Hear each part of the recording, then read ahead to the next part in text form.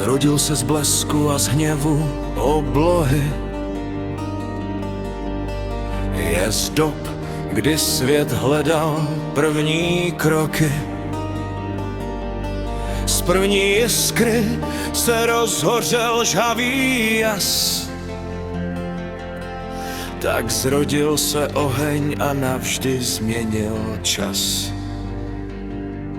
V plameni ožil kov, příběh i chléb. V žáru se proměnil a našel nový tep. Učil nás sytit hlad, chránit se před nocí. Však pýcha bez rozumu zničí nás bez emocí. Oheň dal světu dar, teplo i strach. Učil nás žít, rozmetal temnotu v prach. Pokorný sluha, co u nohou ti leží, dokud ho hlídáš, tvé bezpečí střeží. Však stačí jen vždy, kdy je nehlídá. Z věrného sluhy je náhle krutý pán.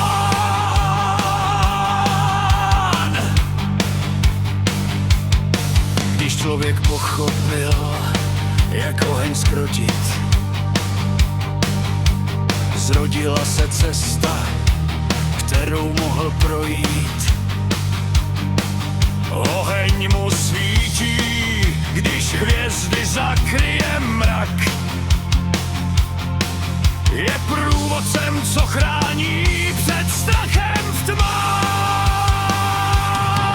Když se utrhne, když vítr dá mu křídla, mění lesy v prach a města v mrtvá sídla. Připomíná světu, že síla není dar.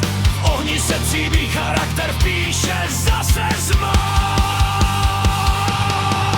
Když se narodí z ničeho, stačí jen suchý list. Když se rozběhne větrem, není kam se skrýt.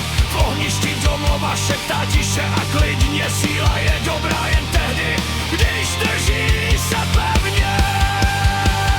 Oheň dal světu dar, teplo i strach. Učil nás žít, rozmetal temnotu v prach. Pokorný sluha, co u nohou ti leží, dokud ho hlídáš, tvé bezpečí střeží. Však stačí jen vždy, kdy je nehlídá. Z věrného sluhy je náhle krutý pán.